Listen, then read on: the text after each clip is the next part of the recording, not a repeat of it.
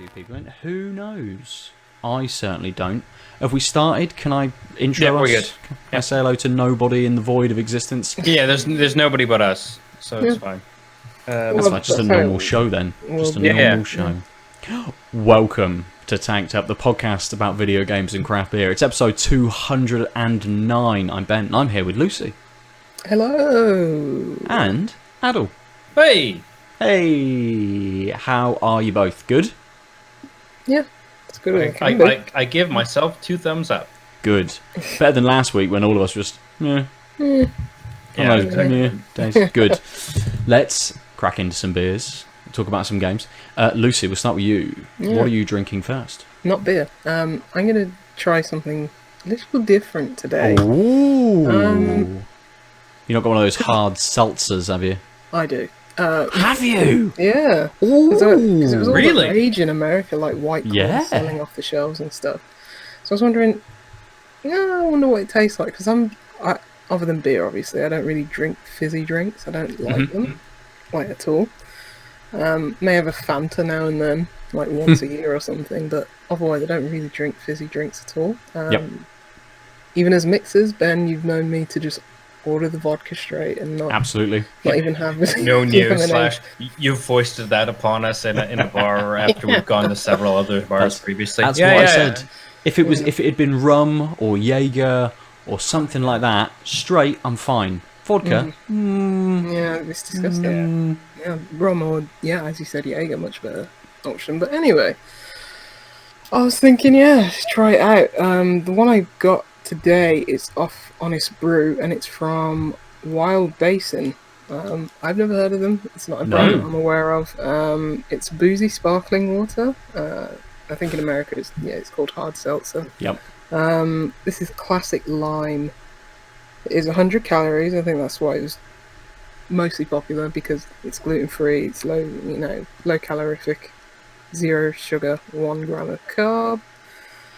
Ooh, I can't see that because it's green on white writing, and I'm not even going to try. And you've got the shine from the can, so I'm not even going to try reading the flavour text. But it's crafted and canned by Oskar Blues. Oh, okay. Maybe it's called Wild Basin. Hmm. Yeah, it's called Wild Basin.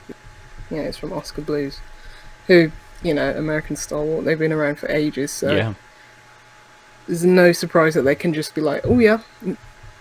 Not saying that they jumped on the hype train, but we can start making these hard seltzers and start selling them, since they're flying off the shelves in the States. They do seem to be. Confess, I missed. How hard is the seltzer? So it's 5%, was it? Sorry, I don't think. So it's above session strength. So yeah. As I say, not really seltzer. Makes it impossible to see in this can. Yeah, it's 5%. It's 12 fluid ounces, which is 335 ml. Okay, Cool. so it's like a can of Coke with 5% alcohol.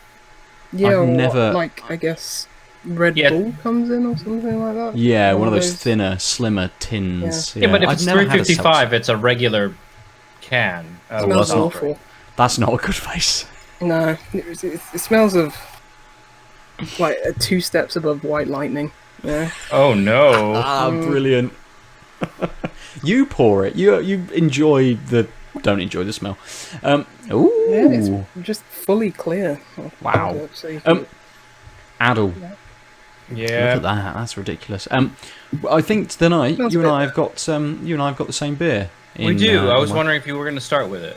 I can start with it. Both of my beers are around about the same percentage. They're both, I believe, similar-ish. One's a West Coast IPA. The other one is just called Dank IPA. Yeah, I mean, I would be. Wait, what's the percentage? I was wondering what you had. Finishing with it because I've got. So I'll tell you what I've got and why I want to do this one first. I've got the Pollys Pale Ale White Noise. Oh, nice. Which is a 5.2% pale ale. It has Citra, Eldorado, and Simcoe. The malts are extra pale, Munich, oats, and wheat, and the yeast is London Ale 3. Oof. I mean, I did have a gin and tonic before recording, but that's mostly just me not being able to read rather than being drunk. That's fair. Sounds like a Blood Bowl town. New London. London. Right, you cracked it already. That's much better than mine, Aadil. That's beautiful. Ooh, it's gonna froth. It's going. No, look at that fucking perfect pour. I mean, it wasn't a perfect pour. It's like 3 fingers of head, but it's a perfect not spilling on myself. Unlike 2 weeks ago. Yes. Yeah, it was 2 weeks ago now. Yeah, with the explosion. Yeah. I'm gonna drink a beer from Brew York. This is Big Eagle 2020. It is a 7.1% West Coast IPA. They say Big Eagle was first brewed back in May 2016 as a hoppy American pale, and it gained rave reviews, yet after 3 years it was retired in favour of newer, exciting brews. Well, it's now 2020 and our 4th birthday, so we've resurrected the Eagle and given it a boost with extra hops, more oomph, and even bigger flavour. The hops are CTZ T90 in Cryo, Centennial T90, Aquanaut T90 in Cryo, and Simcoe Cryo. It's got pale Crystal 150, dextrin, torrefied wheat, and acidulated malt as the malts. 11 grams per litre for dry hopping. It says it's hoppy, a bit bitter on their little web towards the back there. Everyone can see. I'm going to crack it open and drink it. We'll come back to you, Lucy. Come back to you for your clear, water-looking stuff. Yeah, it very much just looks like lemonade, clear lemonade. Yeah, it's just got a lot of carbonation. It's still fizzing up. It smells. I think the shock of it, just like that doesn't smell good. I think I've gotten used to the smell a bit more. It's not great. You can definitely smell the lime, but yeah, it's got something like weird about it, like frowsy about the smell. It's just so strange. Was it? Did it say it was? I know it was cool, or possibly cool Wild Basin. But you said something about it being citrus as well, didn't you? Lime. Right. It's, hold on. Right. Just says classic lime. Okay. Ah, yes, good old classic lime. Yeah. No key lime for you, just classic. Yeah. I tell you though, it doesn't taste as bad as it first smelled. It's very much like a flat, not flat, but because it's still got the carbonation, you got that fizz, but like a non-flavored. Yeah, do you mean like flat taste curve wise? Yeah, flat taste. Like the taste took the COVID recommendations and just flattened the curve. Yeah, it's like, I mean, if people enjoy this, then fair enough. I think people enjoy it probably because it's like, oh, I just want to get a buzz on. Yeah. Right. I mean, yeah, those always struck me as like a vector of alcohol rather than a vector of tasty thing. Yeah. Whereas I go to the beer for the tasty thing, and the alcohol's a clearly great added bonus. But yeah, it just tastes like if you had like a Sprite, but you just took away a lot of that flavour, and not much else. You can definitely taste that it has alcohol in it. You are getting like a slight burn. Right. Not excessive because it's only 5%, but maybe it's more noticeable because it's not masked behind any flavour or hops or anything like that. What is the point of it? I mean, it's gluten free. If if you're that way disposed, and it's 100 calories. Yeah, which is probably the third of the same thing if you were drinking beer. But, so do you think it's aimed at like if people don't necessarily enjoy beer or like those bigger tastes, but you're all kind of out with your mates, you go to a tap room, they're all drinking excellent beer, it's just an alternative for people that don't want to. Yeah, I think it's people who don't like beer, who don't like I don't like other alcoholic drinks, like other than beer. That's it really. So I can always enjoy found rum, I can enjoy gin, but I don't tend to drink them. It's just usually just beer. But I guess it's for people who don't like the taste of beer. You know, they don't want anything too. They don't want a spirit that's just going to knock them flat. Yeah. They can have several of these in a night, still get buzzed like their friends, but they're doing it on a, you know, something that's less costly to your health, you know, calorie-wise, I guess. But yeah, I see the appeal. It's just not for me. I'd rather have a beer. Sure. I always thought of it also as like the home market for people who like things like gin and tonic. Okay. Yeah, right. I mean, like so, people who like so highballs at the bar or at the club and don't like beer at home, and it's like, well, I kind of just want the drink I like, but buying a whole fucking 40 or you know a big bottle of gin and buying tonic and stocking them and learning how to pour to the right ratio versus, hey, why don't I just buy a 4-pack of these? And there's like extra flavor, so it's like even better than what I can make at home. I see it, I get it, but yeah, I'd rather just, if I'm gonna have like 5%, if I'm gonna have 4 of these in a night, it's just for the purpose of getting a buzz. Really, it's not for the taste. Yeah, it's strange because it's like if you were to go to, you know, a gathering place, a place of meeting, like a bar or pub or something like that, this doesn't seem like the drink that you'd have with conversation or anything like that, because it literally has no flavour, and it's not pleasurable in that way, you know. So yeah, there's no conversation around it. Yeah, and yeah. I think it's targeted to like, you know, 21-year-old, probably both male and female Americans. It's like, you want to get trashed at home and whilst playing Call of Duty or something like that, and you want 10 beers and it isn't going to cost you arm and a leg, because, you know, a lot of those craft beers out there are people lining up around corners on, you know, once a month to get some of those, you know, really good tasting beers, and it costs a lot. Whereas you can go to your supermarket, you can go to your Walmart, pick up a 4-pack of these, and then yeah. I mean, it feels like it's like the decent gin highball punk IPA sort of caliber above just whatever you get in the shop, and like it has a taste, and it's a thing you can buy 4 of and enjoy pretty easily, etc. Yeah. Fair. But I'm old and I want something that tastes nice. That's totally fair. Because I have refined taste now. Yes. So I'd like to think. Absolutely do. It's my money, so I don't have any taste at all. So. Right, you enjoy the rest of it. Aadil. I think enjoy is a strong word. Aadil, how's your beer? It smells. It's like a soft tropical smell. So like the head died down pretty quickly, but you can see some decent legs on the, or lacing, I should say, on the when I sort of swish it around. It's this lovely completely hazed, yellowy honey color, I want to say. Like peachy.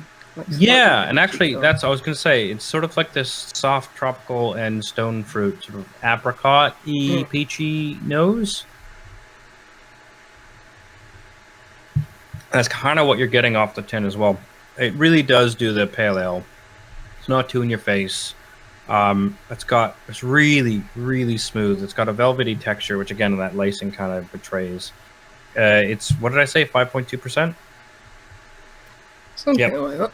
Yeah, so not too strong, but like, again, it's got a light tropical, light stone fruit taste. Sometimes, sometimes like these fruits sort of, or these tastes sort of trade off. This is actually kind of like they're intertwined and have a very similar initial sip.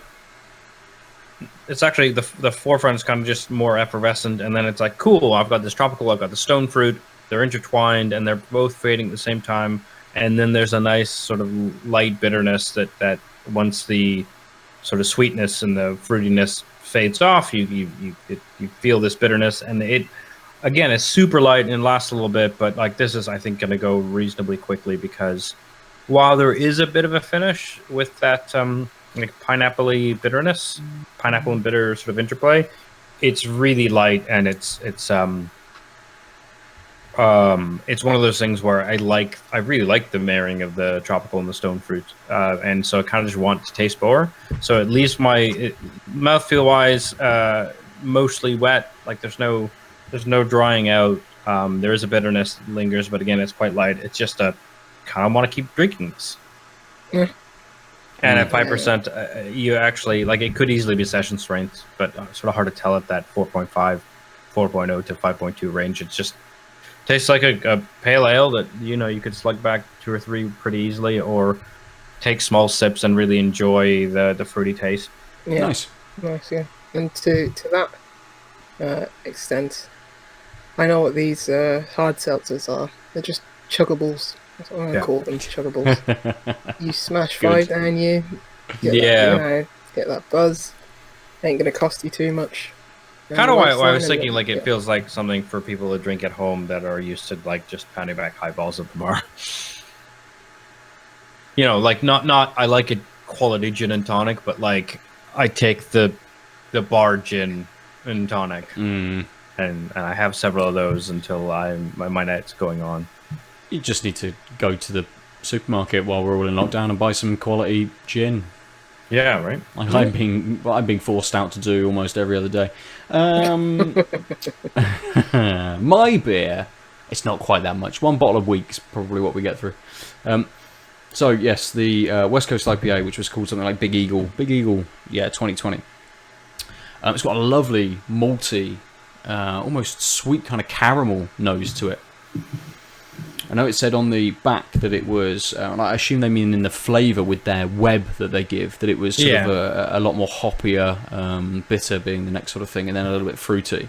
But yeah, the nose gives me lots of malts, lots of sort of sweet caramel, little bit of fruit in there as well, not a huge amount.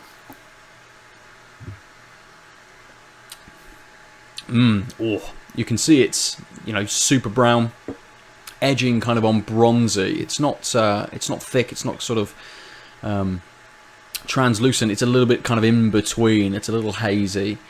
So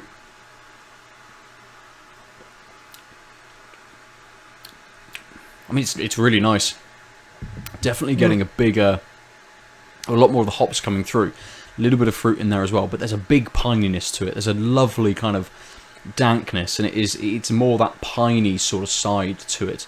That bitterness runs almost all the way through as well. I remember with the beer, the Leviathan I had last week, which was again a big bitter beer straight off of the bat.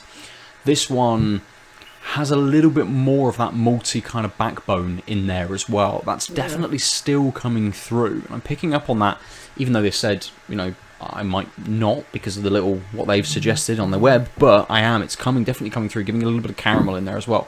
But you are getting some of those sort of tropical fruits too. But that bitterness is just really big and really nice. Exactly what I wanted today. Didn't know it, but this is exactly what I want. Luckily, the next beer is also a dank beer, so I'm quids in tonight, which is good. Yeah, just that colour, I thought, ooh, that looks like a malty number. Yeah, I don't think there's much more to say about it, really. It's kind of given me everything quite quickly. So that maltiness, a little bit of the fruits, the piney bitterness, which sweeps in and just runs all that way through. The malty caramel that kind of kicks back in after that initial hit of bitterness comes in and lingers just a little bit. And it's one of those bitternesses where it's right kind of at the back of your mouth, and it's sticking around, it's lasting quite a while. And every time you take a sip, it washes through that kind of bitterness again, just reinvigorates that.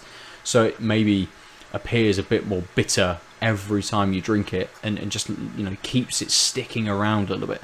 It's almost got a little bit of that, a little bit of harshness to that bitterness. That sort of almost kind of smoky, ashy sort of element to the sort of the harsh bitterness in there as well. But as soon as you swig it and get those fruits through, it sweetens it up just a little bit. So it invites you constantly to want to drink this. And it's a little dry. It's not super dry. So I'm not reaching for it for any other reason than I just want to, have that flavour again. So, sounds excellent. Yeah. I want to come back to this hard seltzer because what I do appreciate is that it has 0 sugar in it. So the thing I hate about fizzy drinks is that I just feel the sugar coating on my teeth. Yeah. It's just, I cannot stand it. So this don't get that at all. I think this could be very nice if you added your own elderflower or something to it, your own or even some ribena, just give it a bit more flavour, a bit more kick. So yeah, it's growing on me. Okay. It's growing on me. How many cans have you got? 1. This isn't the night where you chug 4 then? No, that's a different stream. We've done after hours streams before. Yeah. I'm sure episodes before. I'm sure we could all get some hard seltzers and dig in for an evening. Oh yeah. Yeah, this would be great for Dangerous. when we do. Totally. Yeah, where you just kind of you want to have some drink. Yeah. But you're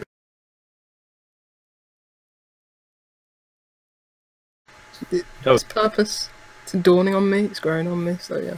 Good. Nice. The flavour isn't, but yeah, I was waiting for that. So now, when you picked it up at the shop, how many alternate flavors were there? Do you? Recall? I got it off Honest Brew. So okay. So I'd have to see if it's if they do sell it in your Tesco's and stuff like that. Because it's not something I'd typically look for, so I have no idea. That's fair. I just haven't seen it catch on the way it has, in America. So.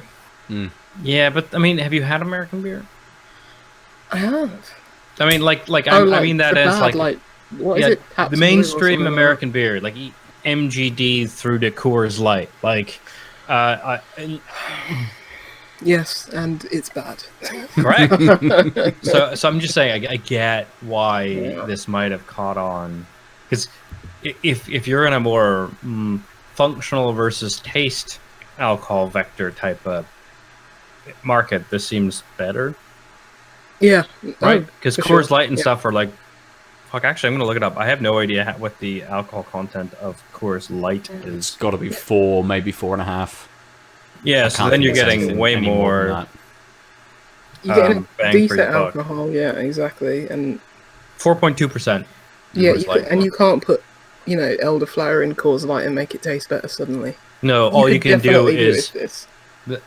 Here's the 2-step process of making a Coors Light taste better. Step 1, pour Coors Light out. Step 2, pour something better in. Or just eat wax like Homer and just numb all your taste buds and just chug it. Oh, what a misspent youth we had drinking Coors Light and all of those other... Did you really drink Coors Light as a youth? No. Even as a youth. I have done. It's you go to a party, buy a cheap pack of, a cheap crate of 12 bottles of something, whether it's Coors Light or Corona or whatever was the cheapest 12-pack of beer you could buy. Right. Yeah, Foster's and Carling and stuff like that. Oh, there's but the Foster's and Carling are leaps and bounds better than Coors Light. Yeah, because even then I didn't drink it, and I was just this is a bridge too far. I was a bit partial to Beck's when I was a kid. Not a kid, Not bad. You know what I mean? Younger. A kid, yeah. A kid, yeah. You were still under 18, It's alright. The safe place. No. At least my mum's not watching. I didn't tell her we were streaming. It's fine. Those were the days. They were. Right. Should we talk about some games? What the fuck's a game? Who wants to start this week? What have we all been doing? What have we been playing? Whoever would like to start, I'm partial. I've got a thing to talk about. Okay. Friend of mine recently introduced me to let me get the URL correct. boardgame-online.com. Oh, I've heard of it.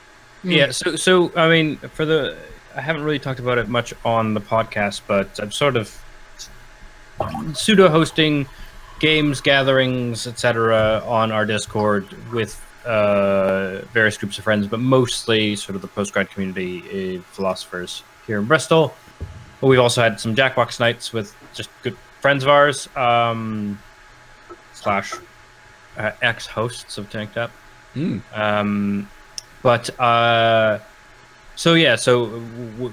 Discord has become sort of a place where, like, on Thursday nights there's like group writing stupid fun where it's like, you know, teams take turns writing haikus where like one person will write 5 lines, the other person will write 7, the third person of the team will write 5, to horror stories, to whatever, and then we co-watch movies using Netflix Watch Party on Fridays, and occasionally we just sort of get together and people want to do something afterwards. And so one of the things my friend Tessa recommended real late at night for the first time I played it was boardgame-online.com, which is old as fuck. It's like a tabletop, it's like a board game tabletop RPG, but it's mostly madness.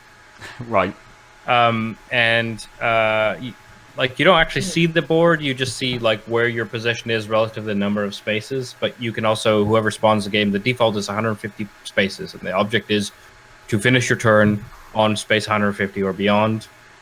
But you have RPG classes which give you certain abilities that like will refresh every X turns, and so like if you're the assassin, it's like literally kill someone within 5 spaces of you or stuff like that. And then you go to shops and buy items, which are kind of like, you know, the engineering crafting in WoW, where like you would make weird gadgets that would sometimes backfire. Basically, all the stores have sort of stuff like that. It's really unclear. Like, you literally see, it's like flash-based. The main panel is whose ever turn it is, this is what's going on. And you only tell whose turn is in because there's a panel on the bottom right that has in bold whose turn it is. So there's a lot of confusion of like, wait, am I supposed to do something or otherwise? And obviously it tends to be played like when you've already had a few drinks. And I think the best touch is, because it was made before you had things like Discord where everyone could be on voice. There's like a communal jukebox where it just gives whoever, like when a song runs out, it just gives like 7 options to the active player, and everyone can vote, and they just pick something, and then it's got just a cache of YouTube links, and it'll just start playing them, and they're just the weirdest musics. Sometimes it's like bangers from like 10 years ago or whatever, but sometimes it's just like, what is this? It's great. And mostly no one knows what's going on, and you kind of just fuck around. And I think the one thing that second time I played it, there were like there was 4 of us, but I made the mistake of not making it private. So some dude from New York just joined our game. Nice. And started kicking our asses because he clearly knew how the game was supposed to work versus like, I played this once. I have a slight edge on my friends. But he like chatted out with us and we were chatting with him. But it's basically just a really good nonsense time. And I think why I wanted to bring it up is because a lot of the times, like, just having a Zoom call is really awkward. And it's like, well, if I was at the pub with you guys, well, not you guys, because I'm used to talking, but like you go to the pub with a couple friends and you'll easily talk for 3 hours. You start a Zoom call, even with beer, and you're like, after 5 minutes, this feels weird. Like there's something that just video calling. Yeah. And so, for example, when we co-watch a movie on Fridays, a bunch of us hang out for 3-4 hours afterwards. But if we had just said, let's have a virtual pub, we wouldn't hang out for that long. And so I think something like boardgame-online.com, where it's like kind of nonsense and like the whole point is don't really pay attention and it doesn't really matter who wins. But we're mostly, especially when you have something like Discord or something else acting as a voice channel. So basically, we all chat shit and, someone has to actively play. But really, it's just, again, it's this idea of a vector for interaction and like an excuse to get together. And I think that, and like I talked about Scriblio a few weeks ago, all those things are doing the same thing, which is like, it's so much easier for us to get into the mode of just feeling like we're in the same place when we're doing a similar activity. where normally at the pub it would be we're at the pub, but we Yeah. kind of need something to bridge that gap. Mm. And also, it's just sort of madness, and like you can configure games, etc. And like I would have recommended it the last time we all got together, Ben, but I was like, I think this is explicitly not up Kim's alley, for example. Yes, Yeah. possibly not. I mean, I remember we all got on one of the evenings we all played some web-based knockoff version of Cards Against Humanity, didn't we? Oh, And again, it's just chaos because you don't know where you're meant to put your cards when you pick up. It's like a communal deck, so if someone takes a card, you can't then take it, but then you kind of can because you can sort of steal it from them if they put it down rather than putting it in their hand. Yeah. And it is just carnage. I mean, and that's an added value to that sort of game. yeah, I was as going to well. say what I liked about that was that it kind of made you realize that this isn't a strict video game. This is just a simulator of the tabletop where it's like we all have to obey the rules of grabbing cards, and yeah, technically I can grab 17 cards. Right, but I kind of like that over that makes it less like a computer game and more like sharing a space. Where it was, I think, playingcards.io or something. Where that fell apart though was that it started to desync really bad, and like sometimes, like basically you have your own hand here in the bottom of the screen, and you would click and drag a card into it, and it would be in your hand. But sometimes people would do that, and it would appear in your hand. You're like, I didn't draw a card. Why do I still have a card? It's like, well, I really value the idea of replicating the free-for-all notion, just because, again, that means they can model a bunch of different card games. If it's just I just need to scan a top and bottom of a card, well, like a back and then a bunch of bottoms, right? Yeah.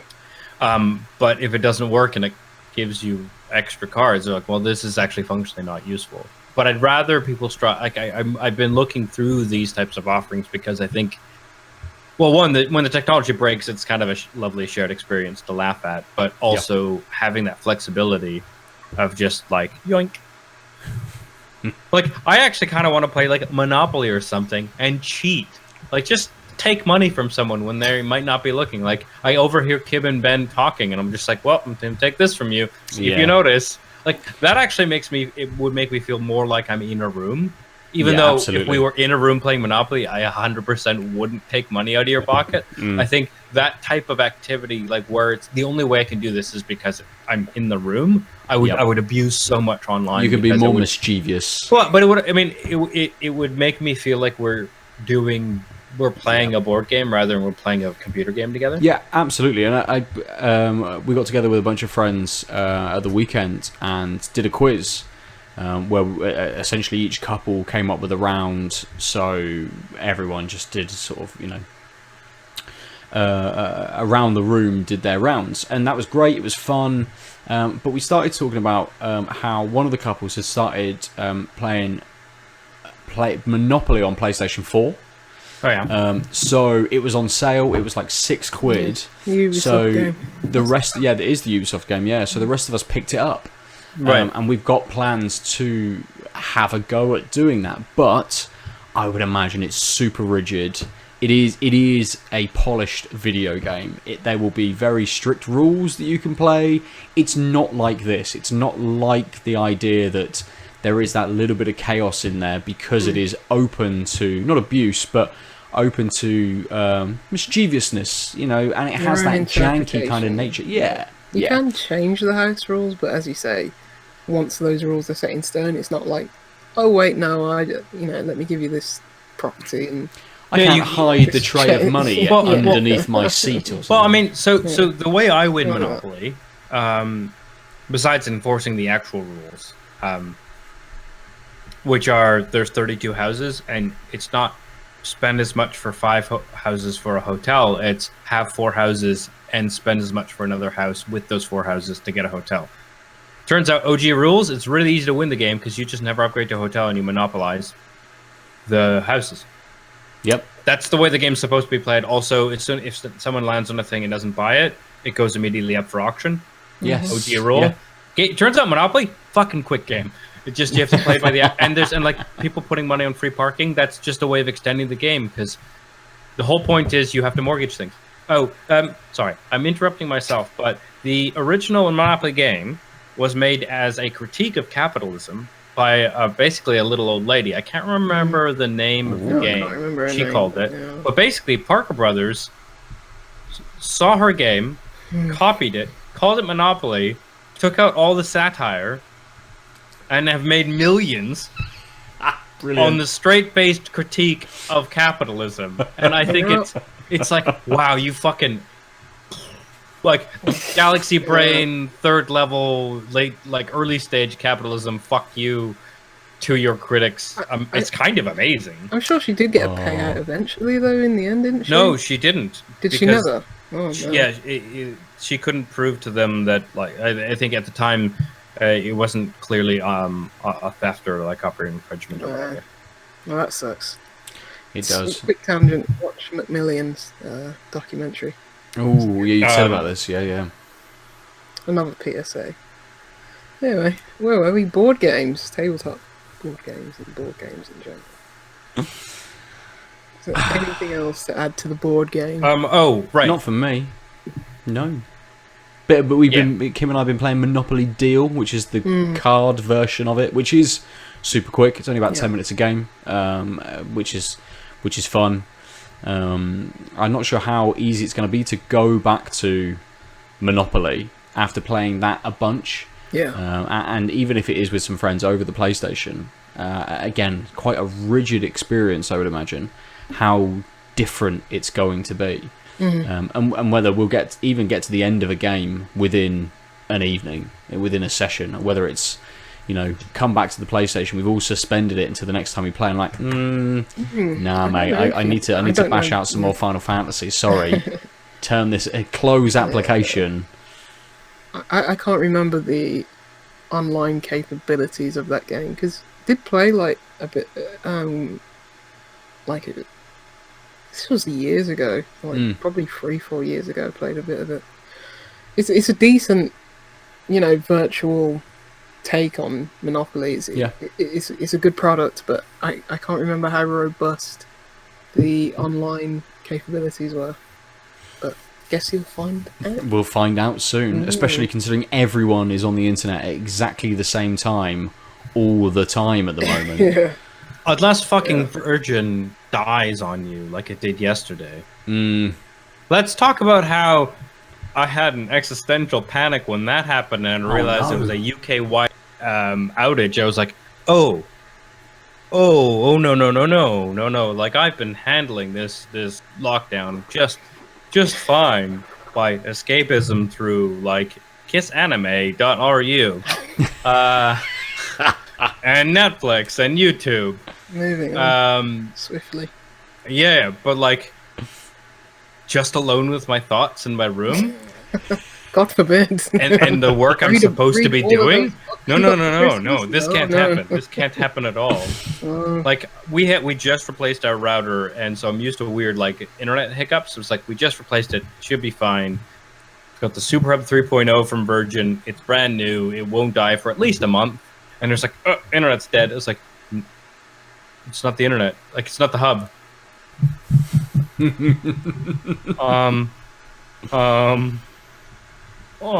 Just hotspot from your phone. I know. I barely use my data. I've got 5 gigs a month. Exactly. I can just hotspot. Hotspot. It'll be fine. But also, holy shit, is the world, like, I had this glimpse of how bad the lockdown would be without the internet. It was like, it would be like the 90s. It is. I mean, let's put this in perspective. You could play a video game without it getting spoiled for you. Mate, you Imagine that. But at that point, you just try and connect constantly. Just have the just on constantly in the background to feel better about yourself. I mean, it was just not a glimpse I wanted, both into what access I would have, but also how quickly I went to kind of anxiety mode. I was like, this has told me I need to get a better handle on my COVID lifestyle, because it can't be so reliant on the internet. I Do you think agree. that will bleed in as well to kind of regular life when everything kind of gets back to normal? Do you think you'll allow yourself to kind of reassess what you're doing now, but will that have an impact on your usage of everything kind of moving forward? Do you think? No. Done. Let's move on. Yeah, that's fair. Good. So yes, this has been what do we have? Final Fantasy corner last week, a board game corner this week. What were the other corners? I don't remember what they were last week. Who Animal knows? Crossing. Oh yeah, we're not doing that corner. I mean, Stay I away will- from that fucking corner this week. You know, next week will be Animal Crossing. I'm gonna try this Sunday Sunday. To wake up to early buy to turnips so that when we talk about Animal Crossing next week, I will actually be able to talk about it. I am like a member of multiple Facebook groups where there's Yeah. dedicated threads about fucking turnip prices, and I get the notification of new post, and it's like, Really? I don't know, I don't care. Yeah, it's like I haven't once The turnips. had the impetus to like check and go to somebody's island where they're selling for 500. I mean, Elijah Wood found someone with high turnip prices Yeah. and jumped to their island, and that was a news item. And it's like, what is this world? Everything to do with Animal Crossing I am at this point. And you know what? I'm still clicking on them. They're still getting their traffic. And you know what? Fair Yeah. play. Mm. You know, outlets like that, they could do with the traffic anyway. But Like Out of Limes. Yeah. yes. But yeah. Like I don't care. It's like I still don't have cherries. I don't care. I don't either. Damn it! I was going to ask if you had cherries because I just. No. Like I haven't been to anybody's island other than yours. Oh, It's I like, mean, my. just leave me to Oh, my we were going to idyllic talk about paradise. this, but Yeah. like, Animal Crossing corners is full of piss. It's miserable. That's where all the wallpaper's falling off. Let's move to a different corner. Lucy corner. We're coming over to Lucy corner now. Lucy, what you been doing? What you been up to? I play some video games. Animal Crossing. Well, some yeah, I'm still playing Animal show Crossing. off, some. Well, what else is there to do, really? That's true. So, I started and finished Journey to the Savage Planet last week. Oh yeah. Oh, started and finished. How was? Good, because it was short. It was I think it took me 9 hours. So for like an open-ish world adventure game, that's pretty good runtime. Nice. I've heard the humour is very good. Yes, Okay. I did chuckle. Now and then. It is a lot Twice. like fun. Oof. Let's all just sit with the. It's funny. It's just a lot of like toilet humor. Like, Oh, okay. there is some good stuff in it. Good, good laughs in it, but a lot of it is like trawling through stuff on your computer terminal and reading like, oh, you're this intrepid space adventurer set out to mine this new planet, but you're really just a skivvy of capitalism who's just been thrown onto you. It's like, we want to take everything there is on this planet, but we're not going to send the people who are important to us. We're going to send you. If you die on the way, then we're just going to Right. Send the next reprint one. your body. Yeah. So there is good humor to it. It's just that I was just like, I just want to play the game. I don't really want computer terminals. I just want to get back into the actions. But you're constantly not followed around, but you have this AI companion, and the stuff that she says is, it is amusing now and then, because it is just like such a cynical take on, oh, we're just going to colonize this new island and you mean absolutely nothing to us. It is pretty good in that way. It's made, but I can't remember the team. I know it's headed by Alex Hutchinson, who used to work at Ubisoft, and you can tell his like imprint is all over the game in terms of that humor. That's very much who he is as a person. If you've ever heard him in like interviews and stuff like that, but in terms of the gameplay, it's a first-person, as I say, open-ish world adventure game where you've crash landed on this very colourful, very beautiful cartoonish almost, like New Planet, and you're at the very beginning of the game. It's sort of like Grow Up, which is from Ubisoft. Yeah. Where you're on this planet and it's like, oh, over there in the distance. Oh, I think we lost Lucy. Over there in the distance, Lucy went. She stayed there, never to return. I was saying that technology is broken. It's very much like Grow Home. Yes. And Grow Up, where you're on this planet and you see in the distance the top of this mountain. It's like, okay, your primary objective is to get up there.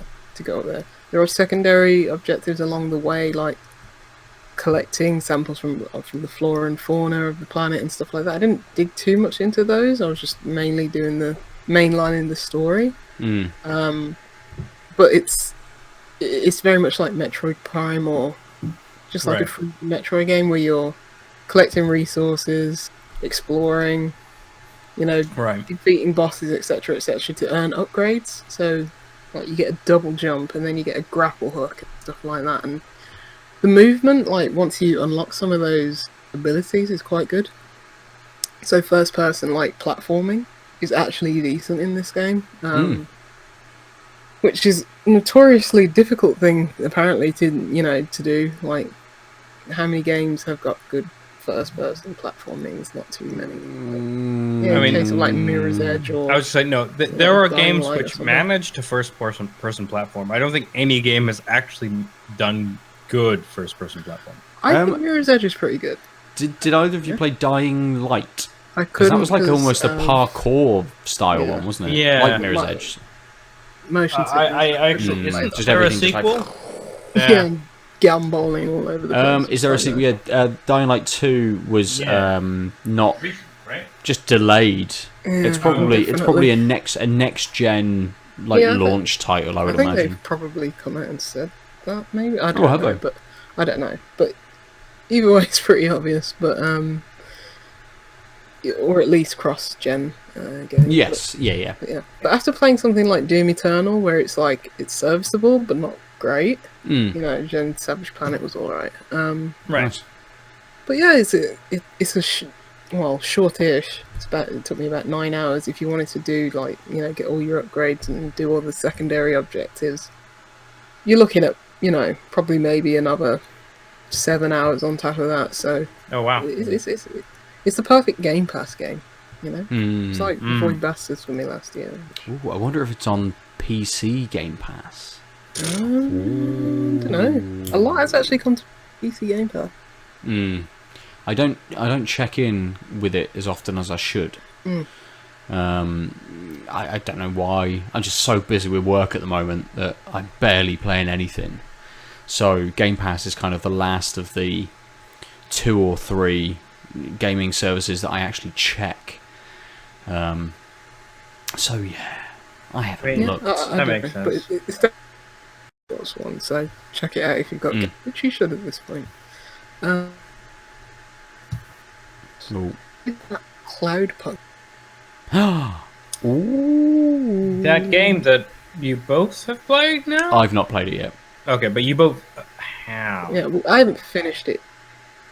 Finished? Don't get all fancy with your finishing games there, Lucy. I like start them as well. I'm like, oh no, you've gone again, Lucy. You've disappeared. The worst.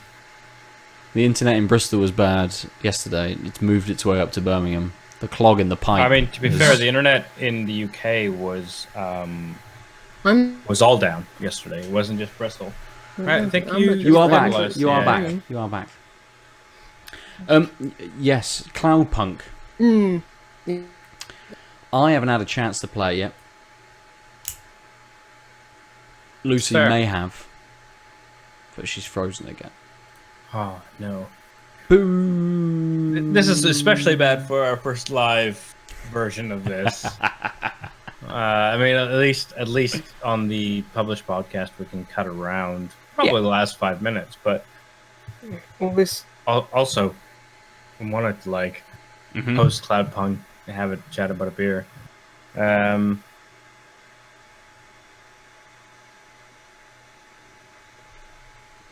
Lucy. Lucy. She's just a frozen being at this point. In time or right, technology, it's the best. Everyone loves it because it's infallible, just like the Pope. No. Should we open a beer while she's frozen? She may still be hearing us. She may still be seeing stuff. No. We switched positions. We're switching positions. That's they why. lost her, yeah. Oh. She might be back. How does that fuck up our... No, it's fine. Who knows? Hey! Everything is like fine on my end. Like I can see you two are coming through perfectly. It's on green all the time. It's an odd one for us both to get the same thing. I mean, clearly you upload something. Yeah. Full-on conversation with you lot, because you lot are just still working and still... I can hear everything you're saying. That's super weird. Yeah, so you're just clearly your download was fine, but maybe your upload like stuttered or something. Anyway, so Cloudpunk. Ben hasn't started it. I've got about 4 hours in. Apparently it's about a 6-hour game, so I shouldn't be too far off. Yeah, it's basically a 3D delivery driving game set in like a Blade Runner cyberpunk future. I'm not sure what the overall narrative is right now. A lot of it just seems to be like little pockets of stories being told throughout the world. Like you're picking up these packages from this kind of illicit like delivery company, and you're delivering them to clients and stuff like that. So it seems like a lot of self-contained little stories about what the package is, who you're delivering it to, etc. So I don't know what the overall story is. I don't know how it's going to wrap up. I don't know how it's going to end. But you're playing as this person who's not from this rural town outside of this like metropolitan Tokyo-esque city that's just built on like hierarchies. The higher up you get, the higher in class you are and stuff like that. So kind of common cyberpunk tropes. People have, there's androids walking about, people have augments, and stuff like that. Right. But her name's Rania, and she's got this AI companion who's like the ghost of her dog, or the consciousness of her dog. She had to sell her dog's body because she was in debt to this debt company and stuff like that. So it's very like dystopian cyberpunk in that sense. But is it? You say you don't know what's going to happen with the main storyline, but clearly it's just John Wick. She's just aiming to get her dog back. Yeah. In some sense. I was like, is that what it's going to be? Is it all going to be wrapped up nicely? She gets, she can afford a body for a dog, or I don't know. It seems like you're indebted to this like crime gang and stuff like this, but nothing seems like it's connected. It's like I'm indebted to this crime gang. Oh, but now I'm just going to deliver this pizza for this guy. So it's like I don't know where it's going or how it's going to be strung together, but. The writing's not bad, but I will say that you can tell when you haven't got the highest quality of like voice actors. Right. Okay. Right. It feels like these people were just reading their lines, which is what happens in like recording studios. It's not like they get all the actors together and have a conversation. Not unless you got like a massive budget like Naughty Dog and you're doing voice capture and stuff like that. So,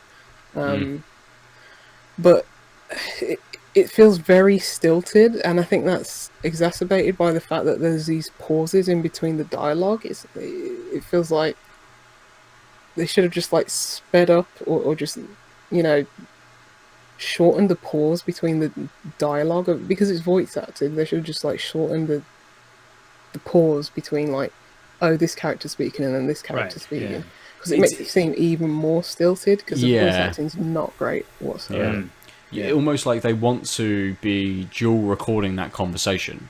So, have them in two separate booths, but still being able to hear each other and have a conversation. So they record the entire conversation, and that is what is played, rather than one person's line, then the next person's line, back to the first person, and The only character it works for is a dog, because he sounds like a dog.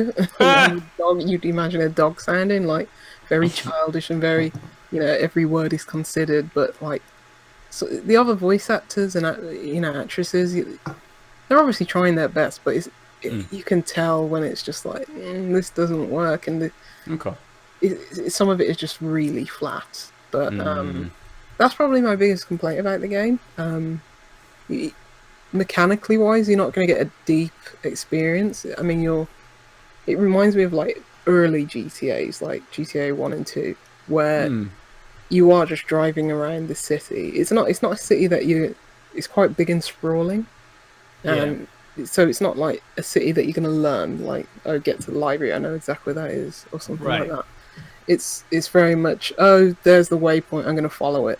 But it's like relaxing enough to just fly around in this car. The controls are, fine, I'd say.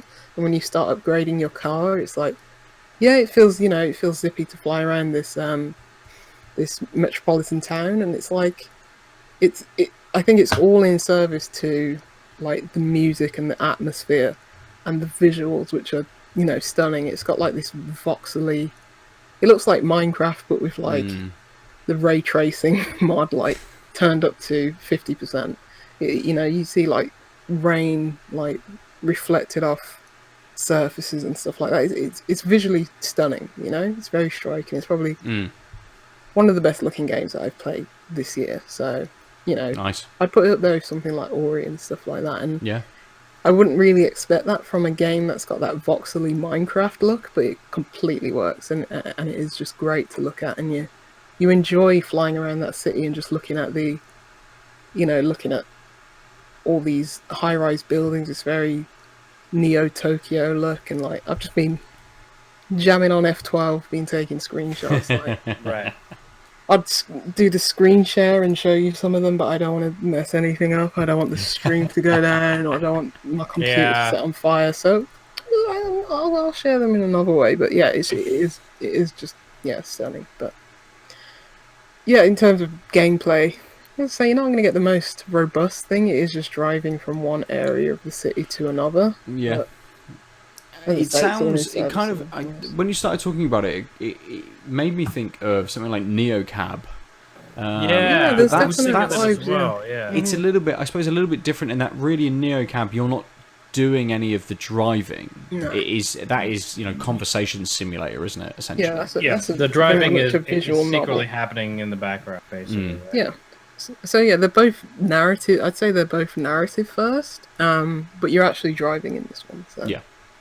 But right now, Neocab wasn't voice acted, and I think that was better, because when you can't afford like the best, not even the best, but like decent voice actors, and being able to string that, that vision, that conversation together well, it falls a bit flat. But there's definite parallels. So I played Neocab earlier this year, so definitely getting that vibe. Nice.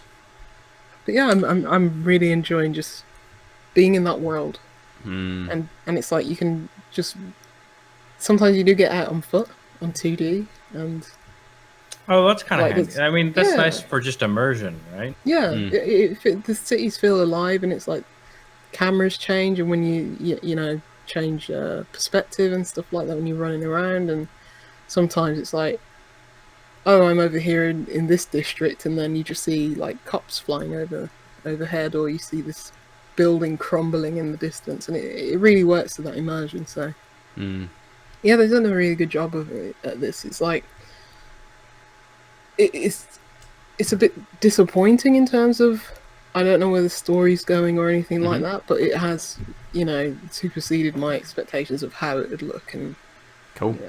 Nice. Yeah. I'm not sure if it's going to be the next thing I play. With you saying it's sort of 9-ish hours roughly. I think it's about maybe 6 to 8 or something. That's what from the odd review that I saw. But I think you can get lost in that world and not feel like it's that long. Yeah, yeah, that's fair. What I've just played, which I'll talk about in a bit, I think it was only 4 hours roughly, and that felt like the right amount of time for that game. Yeah. It'd be interesting to see if that slightly longer playtime for Cloudpunk feels right when you get to the end of it. Yeah, I mean, right now I'm still just enjoy being in that world and soaking up that atmosphere. So I don't see it overstaying its welcome in that sense. Yeah. Good. Because there's so many like secondary auxiliary characters and like different side quests. So running around and collecting items and stuff like that, it is service to these other like mini plots and stuff like that, so that's nice. It isn't just like main objectives. I'm actually inclined to do like the subplots in this game more so than I was in like Journey to the Savage Planet, so that's good. Nice. I will absolutely get to it. I'm super interested. I think this week, at least for the next couple of days, I need to get to some of the demos from like Ludo Narracon, Heaven's Vault, and things like that, because they're only up for another couple of days, I think. So the 1st of May? So about 3 days. Yeah. So I need to get to a couple of those. I don't know when I'm going to do that, but I shall try as much as I can. I also bought Kentucky Route Zero as well. So I got that to start at some point. No, mate, it's just I need some sun. I need to not be in isolation.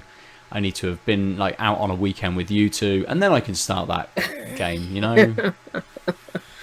Yeah, don't play it now.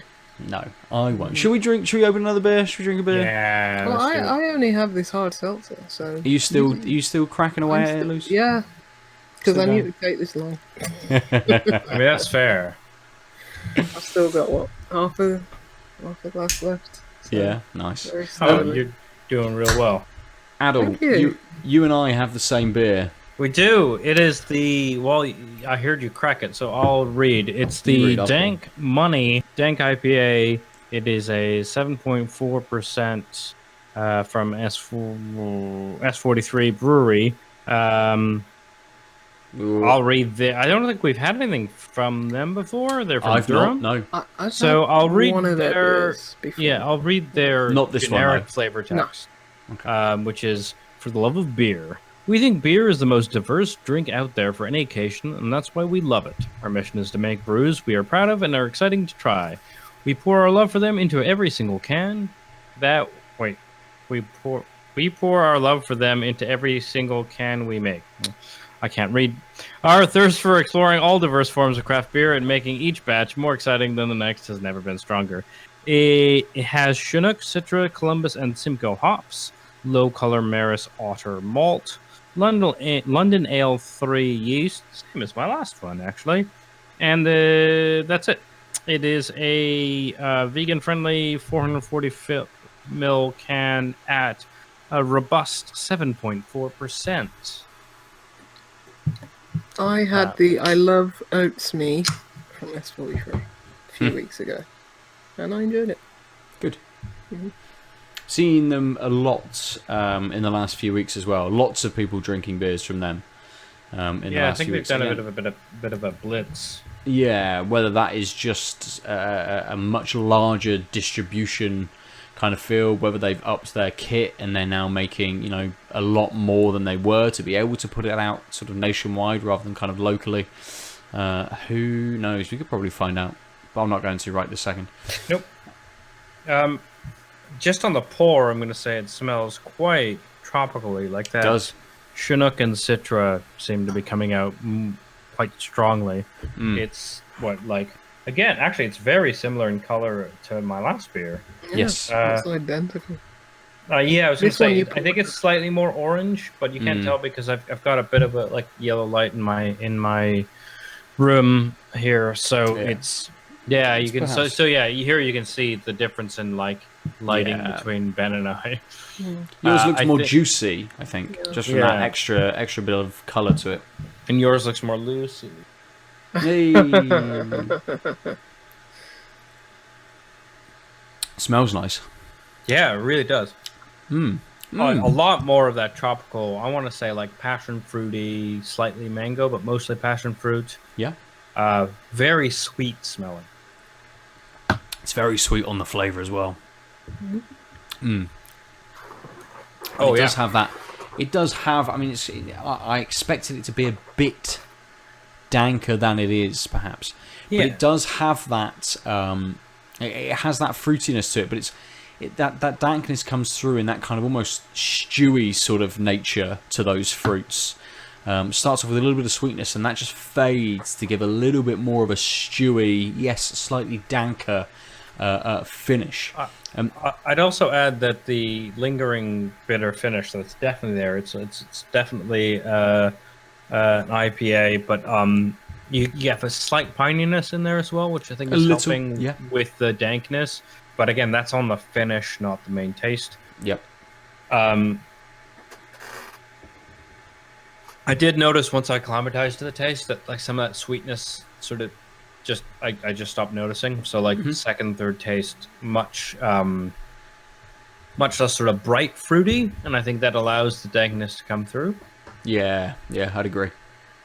But it's actually, I don't want to say it's like one or two note, but it's like very consistent flavor. And it is, like you said, like tropical fruit kind of. It's tropical fruit and stewed tropical fruit together versus like the last beer I had, which was like, again, pretty robust, some tropical fruit and some like stone fruit really well melded together. This is like the same thing, but a stewed version, and then a little bit of like resiny pininess to flush it out. But it's those two tastes that are being melded together are much closer because like there is a fresh sort of tropicalness that's going on, but also that stewedness. But they're the same set of flavors, just kind of from different points of view. Which means that it's really easy to just feel it as a single taste, but there's a nuance there which I really appreciate. Yeah, absolutely. I think we've had the conversation before about kind of what dank is as a descriptor as well, and you know, conversations previously, I know I've definitely come out and said it's a bit more weedy for me. That's sort of what I expect from that kind of, you know, from the term at least, and have had beers where that absolutely comes through. This doesn't fit the dank descriptor that I kind of have in my head, but now that I've tasted it, I can absolutely see why they have called it this. Yeah, it definitely. I guess the key is that it isn't a.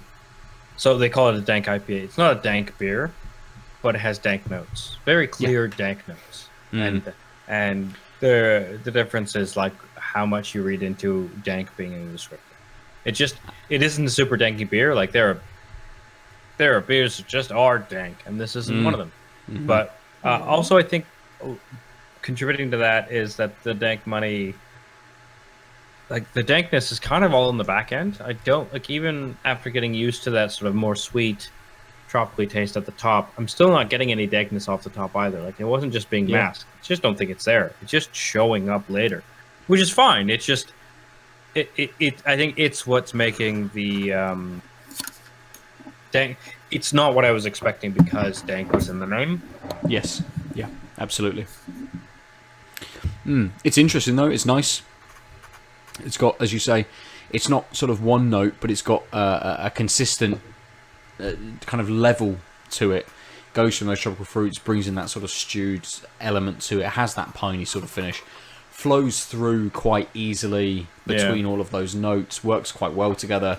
And it is quite easy. I mean, it's got a slight sweetness and a slight thicker kind of mouthfeel, which suggests the higher ABV. It's 7.4, so it's not massive, but it's kind of you know, it's getting there. But it definitely has a slight viscosity and a slight thickness to it to sort of to suggest that as well. It's not like some of these, you know, 8% beers we're having, which are as thin as a, you know, Pilsner or something like that. So it's definitely got a bit of a body to it as well, and I think that adds to that flavour profile running through as well, just to give it a bit more oomph and make it a bit bigger than I think it kind of is, which is good. Nice, well balanced, rounded beer. Yep. That's all you can ask for. Yeah, it is. So, let's jump back into games. Unless you have any further thoughts on this. No, I think we've said quite. Yep. Cool. The right things. Lucy, I assume you played thousands more games than you've actually mentioned. I did just want to briefly touch up on one because I'm not sure if you're aware of it, Ben, but you know the guys who made Agent A, Yak and Co. Oh yeah. Oh yeah. They made an Apple Arcade game. Called Down in Bermuda, which is, I think it's been out since the beginning. I just didn't know it was made by them, but I was just scrolling through the catalogue and I was like, oh, let me download this one. This looks bright and colourful, which is something that I need now. It's basically an isometric puzzle game, and if you played Agent A, it's got that very tactile, I'm, flipping switches, moving objects around. It's got that very tactile feel that makes it good for a mobile game. But it's basically this guy who's like crash landed on some island, and then 30 years later he's like, maybe I should leave now. And so you're just solving puzzles from that zoomed out isometric view. And yeah, it took probably something about 2 to 3 hours.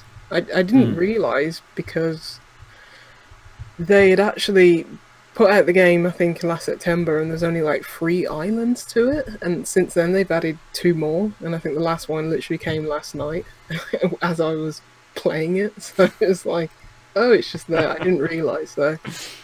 But they're doing that same Agent A thing where there's like, oh, there'll be more islands later. And I'm like, yeah. Oh, you're doing that rollout again.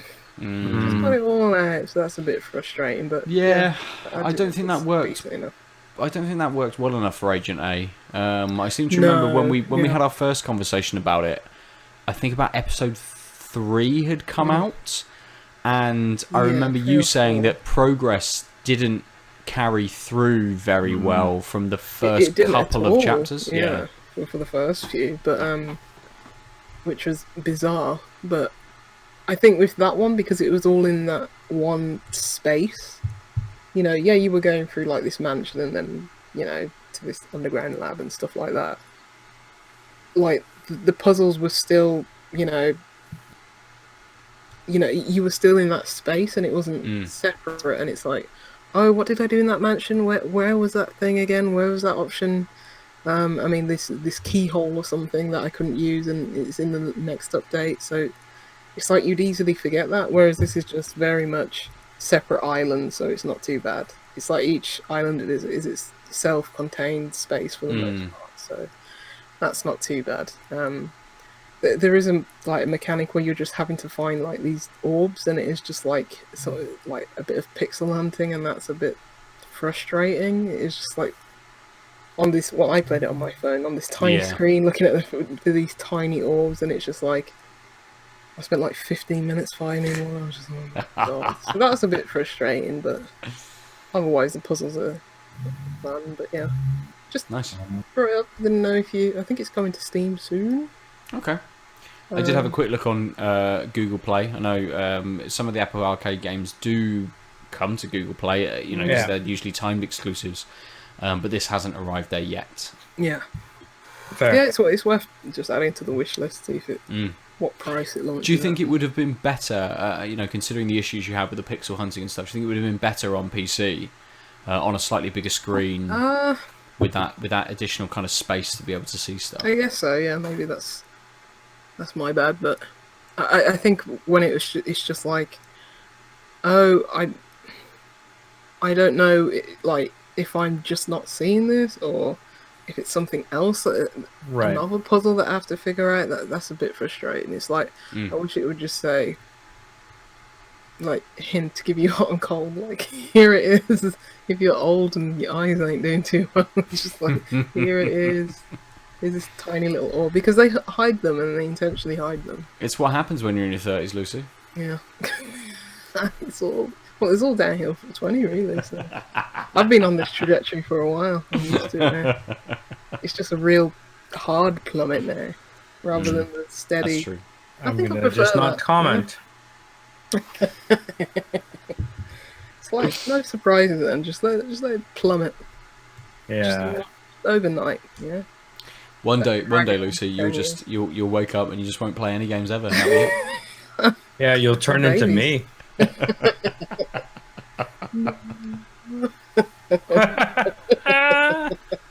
Oh no! If that I would have be that the worst beard in of all 5 possible. years, then I think I've done well.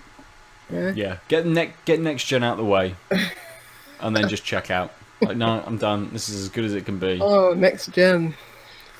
I don't even. That's a think I can of wanna hop worms on I that, think to we be honest. can't open right now. No. Nah, I do have a game I have to talk about this week. talk away. So I don't think we can delve into next gen and all of those sorts of things because we will be here for hours. Yeah, I don't want it. Don't want it anyway. Yeah, it's Go coming, away, Lucy. Stupid companies. It's coming. I still think it's going to be next year now. I think it's going to be pushed. Who knows? Yeah. I think they're Totally. still gonna do it. I mean, Yeah. so PlayStation have talked about. I know we weren't going to talk about it, but they were going to like stagger delay things. I think that staggered delay is going to be functionally make it next year, but they just want to be able to say they released shit in 2020, so it's going to be like 7 units or whatever. But like, no one we know. But right, surely is they'd have gonna. to release it in UK, US, and Japan. Can you Yeah, imagine if they but didn't how launch many in Japan? units? Yeah, they were talking about like 5, 6, 7 million units, weren't they? And Whereas those will like fly off the shelves, though. yeah, whereas That's PS4 it. was like 10 million units in the Yeah. first couple of weeks, I think. It's going to be a mad dash, but Blimey. also, yeah. Let's just leave it at that. Yeah, people will buy these things. Yeah. They will. So, I do need to talk about a game called The Shattering, which I've been playing over the last week. I got it last Tuesday, I think. So I hadn't put any time into it before we recorded last week. I have managed to finish it now. It's from Super Sexy Software, which is one of the best developer names in existence. I thought Beard Envy was good. Beard Envy is very good, yes. It's a fucking but yeah. black and white game. It is a black and white game. So I got a code for it to review. This is my review. It is, when you look at it, it's a first-person walking simulator, essentially. And it is all in kind of... News game? It is a news game, yes. Very narrative-based. And it is all in a very white, tonal aesthetic. Lots of blacks in there as well, but to offset those white sort of notes. And you are a character called John, and you're walking through memories. You're walking through your mind, recounting how certain memories have made you feel, trying to open yourself up. It starts off with you talking to a doctor and trying to recount certain events, and a lot of it runs through some very traumatic sort of stuff. Through from childhood, through various kind of episodes of anxiety, trying to find work, to then finding a partner and how that kind of works, and kinds of things that are sort of alluded to, an accident that kind of happens that is brought up within the first sort of few minutes of the game and stuff. And I think they call it like a psychological sort of like narrative experience, Right. and it very much is in terms of trying to push across the narrative that they're trying to get. As I was playing through it, I'm thinking, are these memories? Is this actually kind of more delusion? Is this sort of made up stuff? And it kind of plays on that a little bit, and does it quite well in the idea that you're walking through memories, and it very literally is called The Shattering, in how things can just sort of explode once you've done, you've clicked on maybe a typewriter and he is typing out part of a story, and then someone makes a noise somewhere, so you bang on the wall to stop them making noise, to make them be quiet, and the wall will crack and start to sort of shatter away from you. And then once you've done a few of those sorts of things, almost the whole room kind of explodes, or a wall will sort of blow out. And it has that very literal idea of the shattering and kind of breaking through these memories in your mind, or sort of the story that you're trying to tell. And does it work as a concept? To a certain... I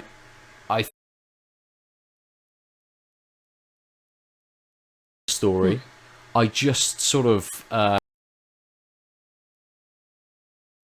leading kind of the beats that are playing on here. I sort of know what's going to be coming almost. It does it quite well. It plays through in sort of acts and works through various stages of his life, and builds on the story, builds on this kind of idea of you sort of know who this guy is from the outset a little bit, and then tells you kind of how he got to this point. It accentuates that white tone with a few sort of colours here and there. Usually the things that you can kind of interact with. Some elements of, you'll open a pizza box. Everything else in the room is white, but the pizza's in colour. So I instantly thought, okay, I can do something with this. So I clicked on the pizza. I put it in the microwave. I was able to then eat it. And I got a Steam achievement for eating. I know, microwave pizza. It was takeout pizza, so it was clearly, it'd been sat there for a bit. But there's certain sort of there's certain gamified sort of elements to that as well. So I got an achievement for a Steam achievement for doing that. Right. Something that I could have missed entirely, but actually something that added to the experience. Being like, it's in colour. It's not an important sort of element that the pizza is in colour, but it is something slightly different, against this white tonal environment that I'm in. It's something a little bit more solid and possibly a little bit more real, tying me to that moment a little bit more. So it has those elements in it as well. And it was only about 4 hours, so you can get through it pretty swiftly. There was stuff that I missed, various things where I could have picked up numbers, and the hotel room that the guy was in I could have put into the safe, but rather than doing that, I went into the door which had opened, and then missed that because it went straight into sort of like the next scene and stuff like this. And it also does some very clever scene changing elements. So you'll be walking forward, you turn a corner and turn another corner and walk into a room, but actually previously there was a corridor that occupied that space, and then if you walk back around, you're back into that corridor again. Or you walk forward and you turn around and suddenly there's a wall behind you instead. It does some very clever techniques in changing... a little bit. It does some clever stuff with changing the environment to sort of push you on, to make you, again, set the environment for making you feel like you're inside someone's head, that things are changing constantly. It isn't just, an environment. It isn't like Firewatch, where you're in the open, you're in an environment and everything is kind of fixed, and you move through that. It definitely gives you that feel that you are experiencing something within this character's mind. So it sets all of these things up very, very well. And the ending isn't a huge revelation. You could see it coming, or I could sort of see it coming. I already had it kind of in the back of my mind about maybe what was happening and stuff. But it worked well. It worked with the narrative that they were telling, definitely. And it also kind of recalled you through various stages too. So it's kind of like, you've done all of this over this time. Here's a short sort of snapshot of all of the things that you've kind of experienced to then get to this point. So it recapped things kind of quite well to put you in that point as well. As someone who, Hellblade was your favourite game, whichever year that came out, who knows? No way to check. 2016 or 17, yeah. One of them. But obviously that had, its take on mental health and portraying that. Do you think this has the chops to do it? Was the story emotionally arresting or anything like that? Some parts were. Some parts I definitely felt like, oh, okay, yep. This is a very, you know, if I was a kid of the age that is being portrayed here and this happened to me, that's a really traumatic experience. And I can understand why in later levels you would be anxious about various things and certain stuff that is again portrayed. So they've built that through very well and taken that through as a character. It's not like, here's a dramatic event, just swipe it to the side, doesn't matter, doesn't have any bearing on anything kind of whatsoever. They've done very well on building on that. Hellblade, very different in the idea that it is sort of a visualized version of kind of psychosis, and how that is sort of portrayed visually and auditorily. What's the fucking... What am I looking for? Audibly? Audibly. There we go. Thank you, sir. That's a good. Yes. That's a good. Well done. The Shattering is very different. Very different in that sort of sense. Yes, kind of things form from fragments in the sky to form the corridor that you're walking down. Anxiety and fear is visualized by you know, sort of lights going out and it being a darker sort of space and stuff in the environment moving kind of without your control. It does well in, again, portraying that this is sort of a memory by not actually giving you any physical forms or faces of the other characters in scenes. You know, I think the idea that actually when you're kind of dreaming or you're sort of memorizing things, you kind of understand the space and the feelings that you had in that sort of in that experience, rather than knowing exact detail and things. So there's lots of clever stuff that they have done to portray that, definitely, and I think successfully as well. Yeah, that's good. Just everything that you've said, it just reminds me of a game called Fragments of Him, which is also like monochrome. They know, you know, a lot of things aren't fleshed out, like people's faces and stuff like that. And it's very much recounting the trauma of this. Like it's told from like the perspectives of like this dude who died in a car crash. It's told from the perspective of like an ex-girlfriend, his fiance to be, and his grandmother and stuff like that. And it's like just remembering that game and how brutal that was. Like people recounting memories of this person. It's just like, oh my god.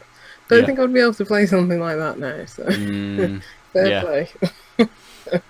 Yeah, and I mean, I'm definitely gonna. What was that on Steam?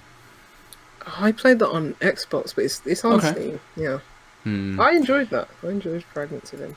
Yeah, I don't. The Shattering didn't. You know, as I said, didn't hit me. Whilst certain elements were very kind of thought-provoking, it didn't sort of lead me down an emotional path kind of really in any way. Some games just don't, you know, like sometimes it depends what mood you're in. So yeah, absolutely. Down to anything, you know. Yeah. And I think I played this in quite short bursts, so you know, it was half an hour here or there, kind of moving through, rather than, you know, it's a 4-hour game. If you've got an afternoon to yourself with nothing to do, you can bash that out. And it's probably better experienced, if not in one go, at least in the acts that it has. So I think there are 5 acts. So it's probably best experienced by just doing a whole act and then,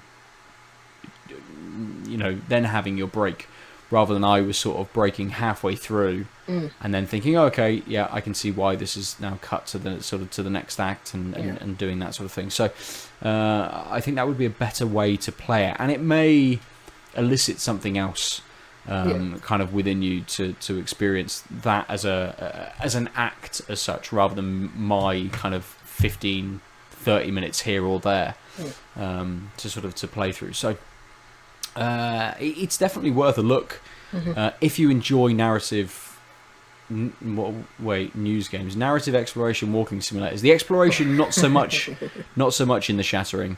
No, your mic's off still. Thanks. It might just be in any game then. Well, it's definitely a walking simulator. There's one path essentially that you can take. You are hitting certain elements at certain points. So, there's a rose on a table. Pick it up. The next thing will trigger. There is a set of plates and some food on a table. You take the lid off of a serving sort of tray, and it will trigger the next sort of scene. Right. So it is very scripted in how it moves you through. A lot less sort of open exploration, I should say. You're still kind of exploring the environment to trigger the scene and know what you need to do. But it's not like a Firewatch. It's more like a, I guess in that sense, it's more like a point and click, like in the sense of like you're going through set stages. Yes. Yeah. Yeah, absolutely. I look who owns fragments of him. Yeah, I'll give you one guess who owns it on Steam. That man. Yeah. That man man right there.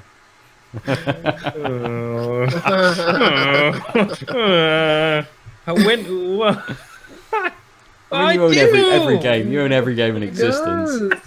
When did this come out again? 2016. Oh yeah, of course I own it if it's that old. Yeah. Oh man. I remember that too. Called Up by Lucy. No good. I was just looking on Steam and just like, I don't know. I just scroll down. One friend already. When did I get this? In a bundle somewhere. Yeah, so I mean, given that the Steam page says complete your collection, buy Queer Games bundle. 4 of 7 of this bundle already are in your library. Yeah. Wow. I think I only own one of them. I own Tacoma, Gone Home, 2064 read-only memories, and this. That's not unreasonable. No, that's... The fact that I don't know... played all of those. You know? I played all of those. Yeah, I mean, I didn't know what Fragments of Him was, though. I mean, that's the thing. Like, you said the thing, and I was like, oh, that sounds like an interesting game. Yeah, I own 4 of those. But not yeah, see? Yeah. I'm not that bad. But guess what? I only paid for one of them. Yeah, I'm sure I didn't pay that much. I mean, except for the humble monthly, I barely pay money for games anymore, and I still somehow have so many games, even more recent ones. Like, as long as you don't want to be on the zeitgeist, like the Switch is probably the worst thing for me because no games go on sale, so every game I have on the Switch is like a reasonable amount of money. They do, because I bought Burger Tycoon for like 21 pence. Yeah. When I bought that that game that was 1 Canadian penny, but like 40 pence here. Oh yeah, I remember you showing me that, and I was like, I was just like, buy this, it's a pence. Like, how can you get it? And you're like, no, it's like 40 pence. I'm not buying some random game for 40 pence. I'm like, oh, it was a Canadian penny, which is like not even half a pence. Like, it's a non... It's because I know that game will be free in 3 weeks. Yeah. That's why I was like, not worth it. Because that's what I enjoy 99% off and then 100% off the next week. Yeah. It's the Wild West over there in Nintendo. It's the Wild West. Mario and Bowser come together and sort shit out. They do. Yeah. So, I don't know if it's a game you wanted to talk about this week, Aadil. I know you've been playing Gris. You mean Gris? I think you mean Gris. Is it Gris? No, it's definitely Gris. It's French for grey. Yeah. I thought it was a Spanish. It's probably but yes, the same. you are right. Yes, you are right. But it's a Spanish studio, I believe. Is it? Yeah. Studio? I don't know if you wanted to talk about it this week. I mean, I'm not in a rush. I'm happy to talk. Yeah, it's actually it's the same thing in both languages. Because I know it touches on similar sort of themes to the Shattering. Yeah. So you say, yeah. I'm happy. I didn't know what the schedule was, but I guess we've only been going for an hour and a half. Yeah. I don't feel like you have to. No. I was purposely like not saying it because I wasn't sure if you needed to bail, and we clearly had enough like things to talk about. Maybe we would go to next week.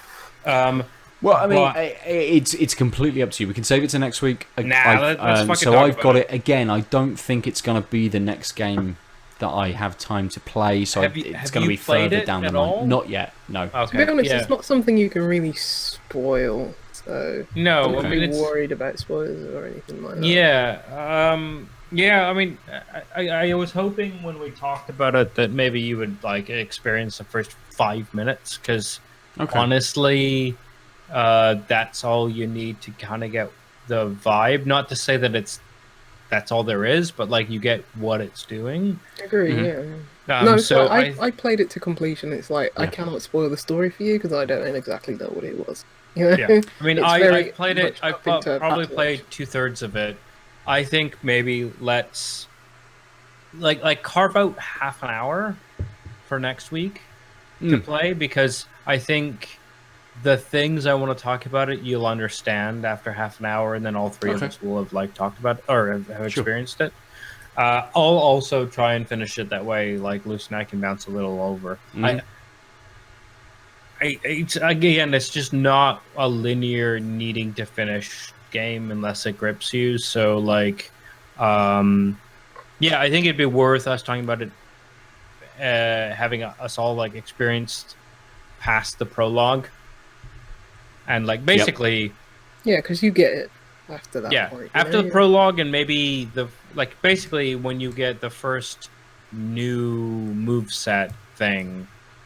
You get sort of how it's going, and honestly, mild spoiler, like the platforming with the unlocked moves is nothing to write home about. It's very simple, but you get kind of what you're doing in the pace of the game after you've unlocked a move, and it's not going to be groundbreaking, except where it is. Spoiler alert for what fucking move you unlock. In video games, it's either a double jump or a ground pound. So it's one of the two.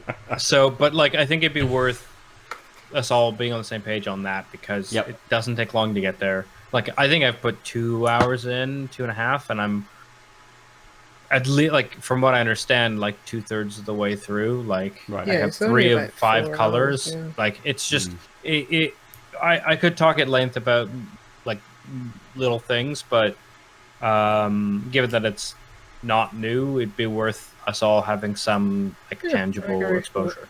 Yeah, sure. It's beautiful and it sounds good. It's audibly good. So. I do remember you spoke about it last year, Lucy. I mean, it came out in 2018 November. I think. Maybe the year before. Favorite game.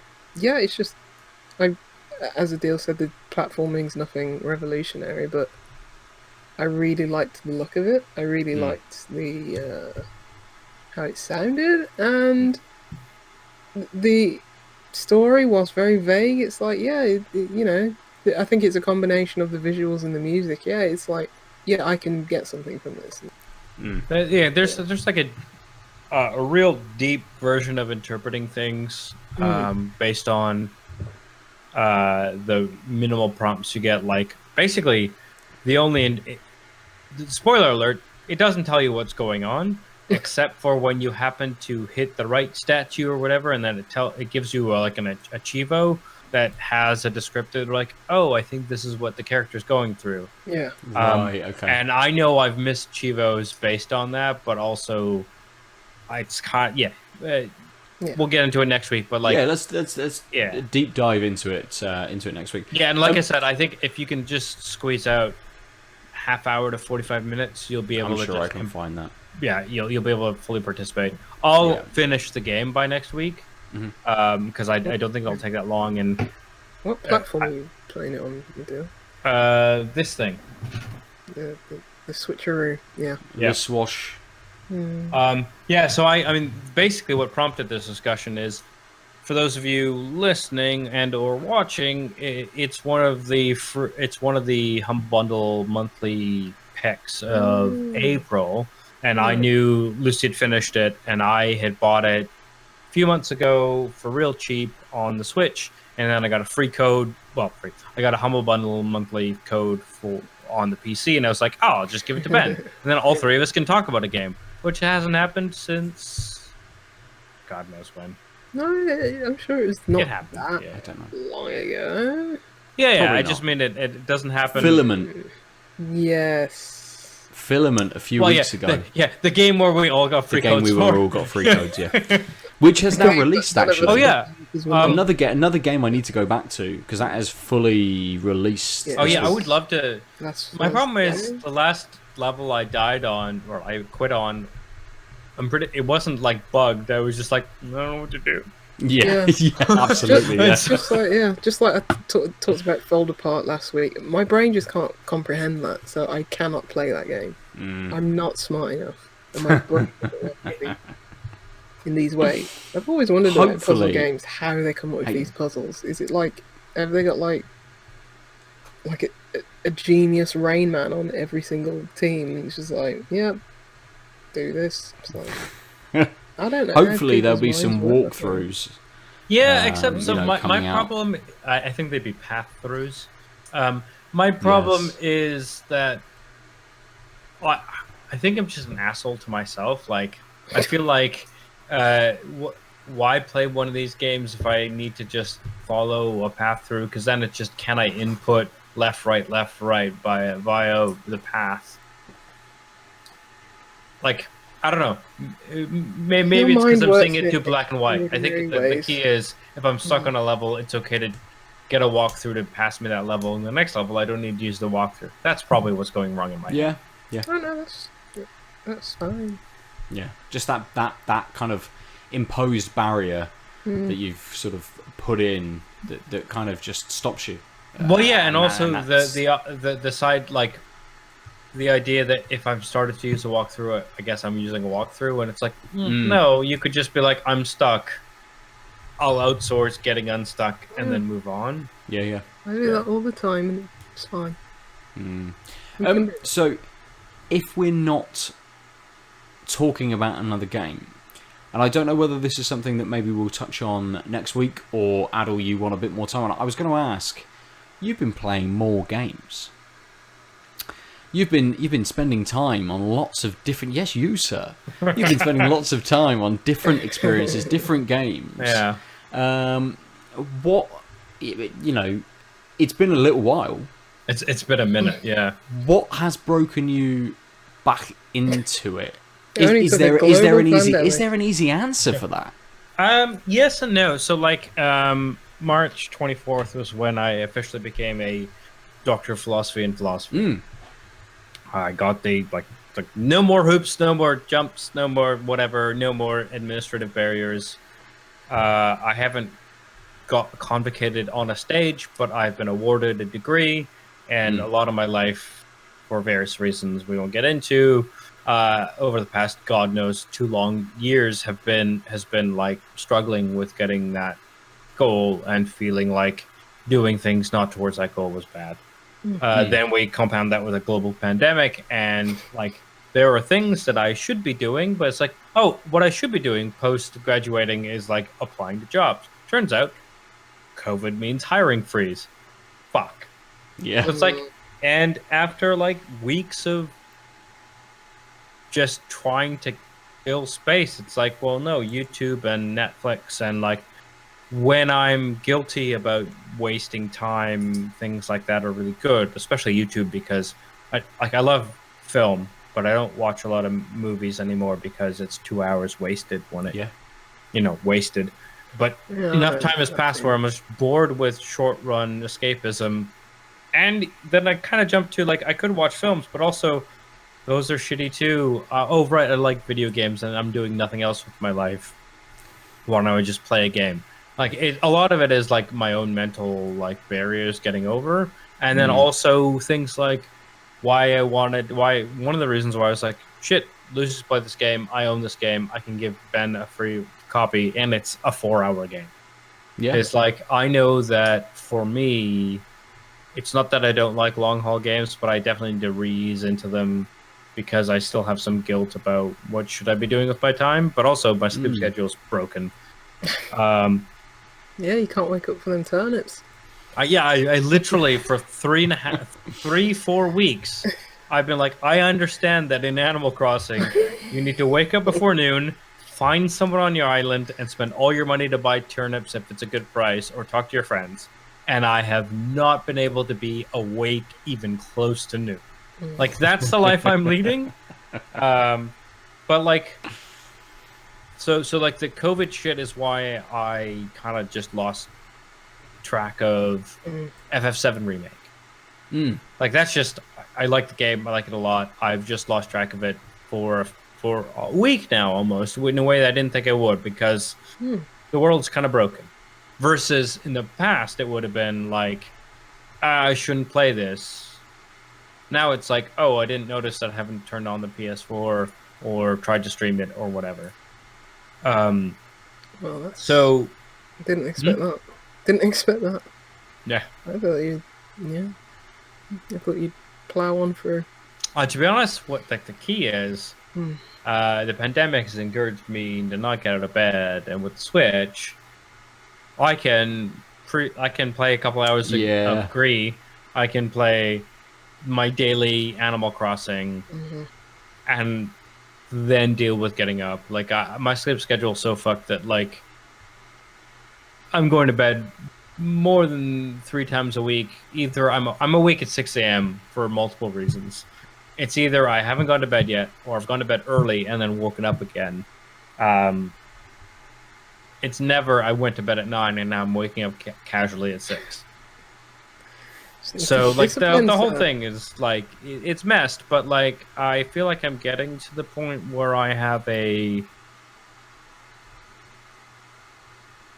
modicum of, yeah, this is sustainable, but also like one of the things that happened this week, I was just chatting with a friend about, like, they were like, what game should I play? I'm like, oh, here's some games. And then I was like, you should play Warzone. It's a nice fucking, I bet it's a nice, just do a thing for an hour in a day. And then I was like, it's been out for probably a month now, and I've played it 0 times. It's been installed on PS4 since day one.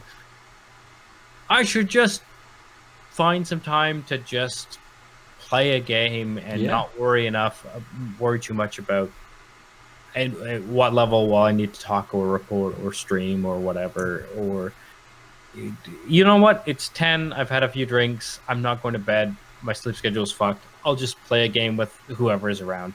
Like, I feel like I'm still in the need to make excuse phase that my PhD made me be in, but I'm slowly crawling out of it, I think. And it's just taking longer than I anticipated, in the sense of, like, I'm fine with escapism now. That's done. But, like, for some reason, certain types of gaming just aren't jumping out at me, because I think it's just been too long since they were my default. Yeah. If Battlefield 1 was still around, and in the sense of, like, if there was a game that I was used to my friends playing regularly, I know I would be doing that almost on the nightly. Like, I'm okay with playing games again. I just don't have that. I don't have a good sense of what games my friends are playing, and honestly, it's more of the, I want to do things with friends. So often that's like Scriblio. Yeah. Because I have friends who want to play Scriblio. But if I have friends who wanted to play COD Warzone or whatever, I would do that gladly, because I love playing real, dynamic, let's say, video games. Because I don't want to say Scriblio isn't the real video game. But I will default to social, given the climate, way more often than I will to more dynamic, skill-based stuff. Yep. Yeah, that's fair. And it seems like a pretty kind of normal progression from sort of where you were, in terms of kind of like the nights that you were having with friends and things like that, to want to do those things and to default to that sort of sort of stuff, but also to sort of still miss those bigger experiences and think, I do want them, but I still need this extra element to it to be able to jump into. Absolutely. Yeah, basically, I'm secretly a gamer. That's capital G, A, capital M, number 3 R. But like, it's been so long since I've basically been pushing those feelings back for a long time. and that's okay. But now that I'm in a position where I can embrace them, I'm just not used to the freedom of embracing them, and so it's taking longer than I would have thought to be like, yeah, I'll just do X. Yeah, you gotta let go of that guilt, sir. Are you my therapist? Yes. Also, I'm happy with having a new therapist because I don't have one right now. It's just like nothing else will get done, but Yeah, no, that's fine. What am I getting it done for? What makes me happy? No one's getting anything done at the moment. Exactly. This is that's why I've just been playing so many games more than usual. It's like I think I've completed almost like 50 games at this point so far. I've actually rehooked up my PS3, and I think I can capture it. And I honestly think I'm gonna buy a 2.5-inch 2 terabyte drive that I can shove into the PS3, go on to PS Plus or go into my downloads and just what things do I own?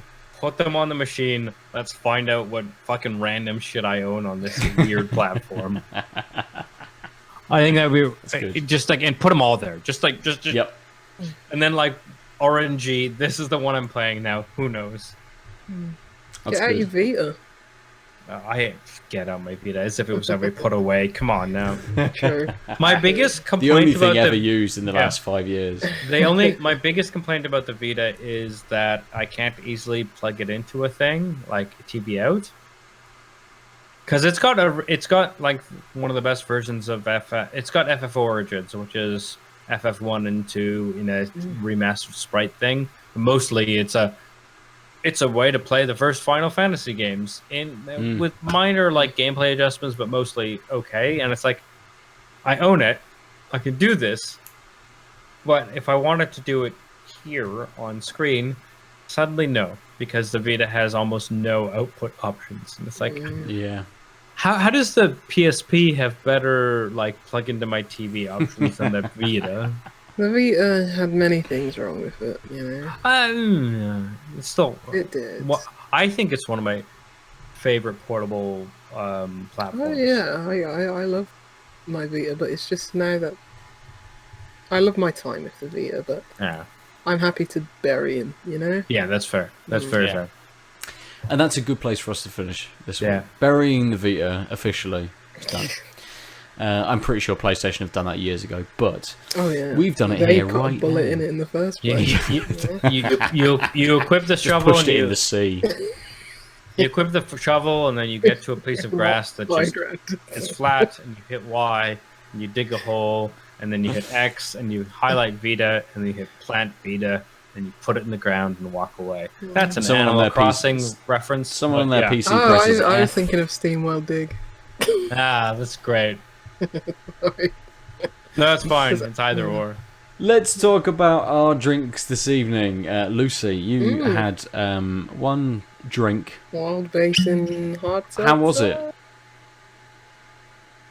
I could do some of what Aadil's pouring instead. Bit of whiskey? Yeah, no, I hate whiskey actually.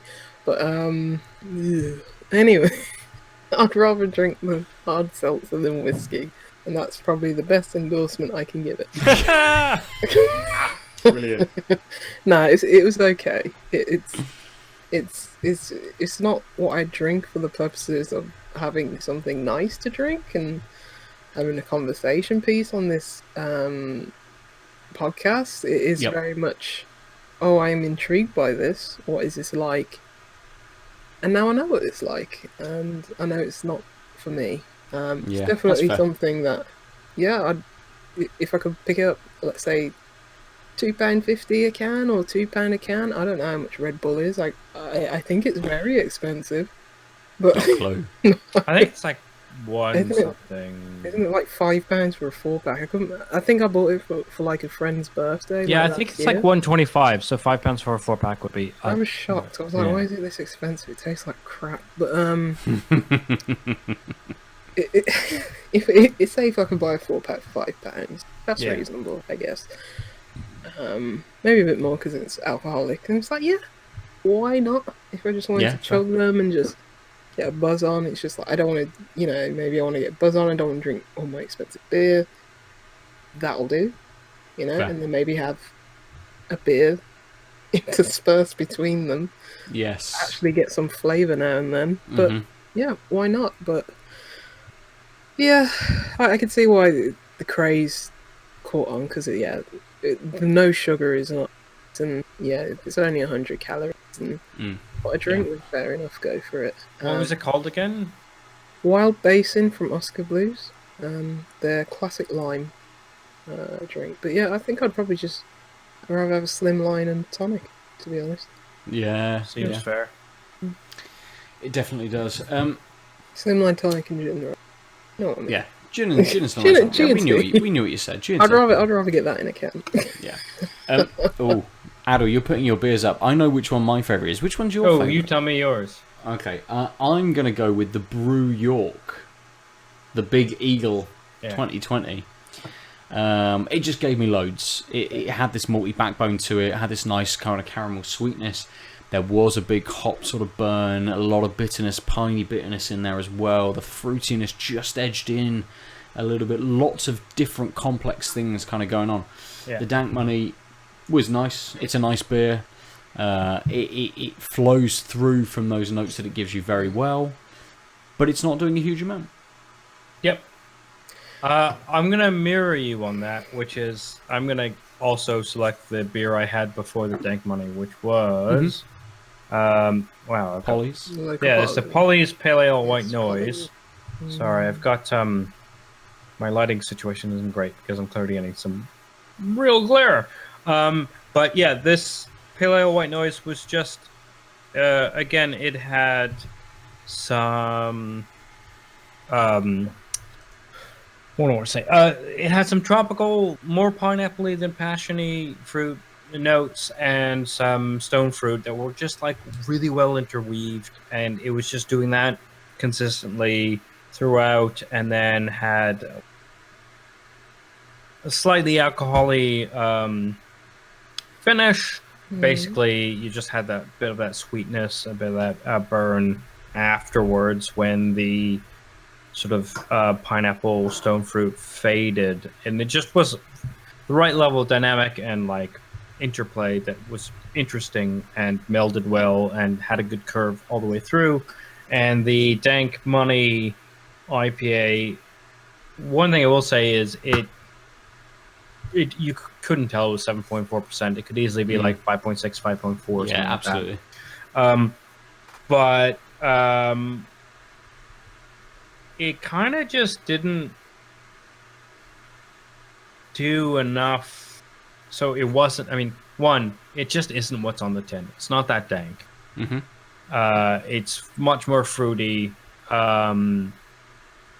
And that's fine, right? Like, I don't need it to be dank, but it's much more fruity, and the dankness only comes when everything else fades away, and you get the sense of a pininess, which is okay in general, but not what I want from a dank branded beer.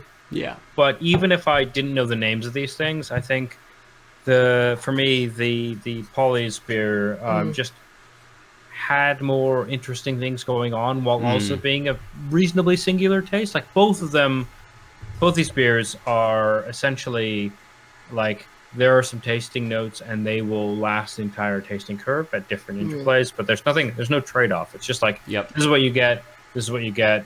Do you like it? Do you like it? And I just like this one more, the way those tastes interplay and the give and take between them. It's just a more interesting beer. And the Dank Money isn't dank enough and is kind of just a little too straightforward for what I was hoping for. Yeah, absolutely. It's reasonable. It is. It's fair. Good. So we will finish there this week. Thank you if you've joined us on our Twitch live stream. Thank you if you've joined us on YouTube on Friday when this goes up, or you're listening to us on your podcast service of choice. Get involved in the conversation. Let us know what you're drinking. Let us know the games that you're playing, what you think of them. If you've had any dank beers or any hard seltzers and you're banging that drum and you fucking love them, we want to know, and then we'll tell you you're wrong. What games are you not playing next? Aadil? Unconfirmed? I think actually later today, after I have my belated dinner, which was ready like 2 hours ago, but I had already started recording, so sucks to be me. I think I'm gonna go back to FF7 Remake and bash out some stuff. So if you're around, I'll be streaming that because I basically just hit stream every time I turn that game on. Nice. It'll be on the Omniarch, but I think Out of Lives will auto-host it. So yes. Yeah. Nice. Ben, you playing anything? I think I might I'll try and find some time for Gris before we record next time, but I think the next one I'm going to try is the Heaven's Vault demo. Oh yeah. I was super interested in that game when it released, so I kind of any way I can experience that for free, I will try that. So yeah, that's going to be something I try in the next couple of days to see if it is something I'm into, and then pick it up on the sale price that it currently is for the Lunaricon. It's something that I wanted to play. Wanted to like more from the demo, but I'm still I'm still on the edge with that one. Right. It looks like super up my alley, but I'm not sure. Was it released this year or last year? Last year. Yeah. Okay. Fair. Cool. Yeah. What about you, Lucy? What you got next? Well, I did download Gears Tactics, but as soon as I see a percentage in that game, I'm going to just turn it off probably, because I don't like that crap. But 94% to hit, missed. yeah, I cannot stand that bullshit. So I'm going to see if it's on like it's got easy mode where I can hit everything 100% of the time. Doubt it, but and also came out on Game Pass was Deliver Us the Moon, which nice. I never played on PC. I might play on Xbox, and apparently moving out. That current game is on Game Pass now, so gonna check those out. And I got a code for a game called The Flower Collectors. I'll speak about that next week. So I'm hoping to jump into that. That seems super interesting, but yeah, nice. Just more Game Pass, I guess. And if people wanted to hassle you online, Lucy, how would they do that? They'd do that by hitting me up at Juicy Loose 9. Everywhere, yep. Everywhere, in all the corners of the internet. All of them? Cherries, yeah. Send one in the post. I mean, the problem is, of course, you're not Juicy Loose 9 on with Switch raw because no one can be something simple. And what you're asking for is a Animal Crossing user to send you cherries. Yeah, but if they contacted you, Juicy Loose 9 on anything else, you could give them your Switch code. Yeah. So send me the cherries, and I need a DIY recipe for a cutting board. A cutting board? Yeah, because I really want to make this same. It's like a cutting recipe and some other thing. Anyway, yeah. Good. Man, I'll talk about that next week. So next week we are gonna find another. We're hoping to grab another Animal Crossing head, and then Ben can just nap in the corner. Just sit back while everyone else talks. Just drink. That'd be fun. Absolutely. Aadil, how do people get hold of you if they want to play and talk to you about your renewed love for games? You can reach me at the Omniarch, TheOmniarch, on all of things except Twitch, where I'm _Omniarch, and on Switch, just ask me what my Switch code is on something else, and also send him cherries. Yeah, send me cherries, and big ups to Nintendo of Canada for sorting out the big hack, because I did the calculation and. Right before the podcast, basically, I talked to Nintendo and was like, so I got fucked, and that's money I can't afford. And they're like, yeah, we'll do the thing. And they're like, oh, so you got hacked 3 times. I'm like, no, I got hacked for 3 different amounts, multiple times. So one thing I will say is, if you were hacked, make sure you push them to make sure they're not jumping to conclusions, because I got hacked for $140.16. $56 and then $14.16. And it's like, so you got hacked 3 times. It's like, no, I got hacked 16 times. It's just there were 3 different amounts across the 16 times. I got hacked for $740.40. No. Yeah. Jeez. And, 2-factor, folks. So, friends, I set it up today. Friends, do the 2-factor thing. And also, maybe don't tie your PayPal to your Nintendo. Just maybe like make it more effort to buy a shitty game that you didn't want, because goddamn, I don't have $740 to spare. Let alone what they're doing right now is they're looking at your Steam profile, the Omniarch, and they're like, this guy definitely bought all those games. There's a track record for this. He's got 6,000 games that he hasn't. I don't have 6,000 games. I have like 1,500 games, none of which I've played. Yeah. Change your username. I'll do that before you change your password. Anyway, Tom Nook and everybody. Tom Nook doesn't like to be scammed. He's looking into you, mate. Yeah, so I had a really good interaction with Nintendo. Obviously, they got hacked, and that's shitty. But also, they have billions, considering how much.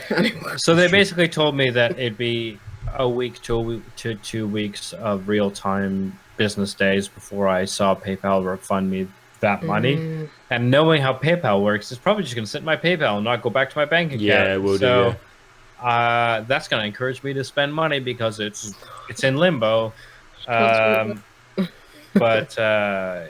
yeah, it could be worse. I mean, I could have just lost that money that I can't afford, right? Yes. That's a lot. Yeah. Yeah. So yeah, well, good on them, contact me at the Omniarch. To help set up two-factor authentication. or I mean, I'm going to start an fans.com/the Omniarch so you can pay me back for any money lost. I mean, it'll just be shots of my PS3 and my Switch. Be like, these are the hot nudes you're looking for. I'll take the cover off. I'll give you all the insides. I am at Nova_47 on the platforms that I'm on. We are at Tanked Up Cast on Instagram, on Twitter. Go to outoflives.net to read lots of brilliant articles, to see our faces, listen to us, or go to our YouTube page. Again, if you want to see the beers that we've been pouring and our live reactions to each other's absurd stories and goings on in life. That's pretty much everything. If you've tuned into us on the live stream, you have done so on Twitch. I think this week we're gonna try and expand that next week, possibly looking at something else. If you haven't and you want to join us on a Tuesday evening, you can find us on Twitch at, I think it's Out of Lives Network, isn't it? And probably the Out of Lives Facebook page moving forward as well. But we'll see. We'll see what avenues we've got to cover.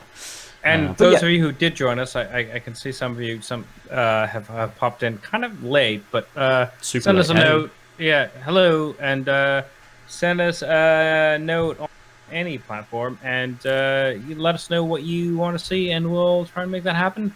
Also, I think our Twitch channel is going to get more vibrant, wrong word, more active. God, yeah, I shouldn't have had that ounce of whiskey, which I poured and then immediately finished while we were. Yeah. Anyway, yeah. It was. Thanks for tuning in. Let us know if you enjoy the broadcast or what you're looking for a broadcast, because obviously we're trying to balance podcast recording and live broadcast and things we know and things we don't. So let us know so we can adapt. And we're gonna finish on a oh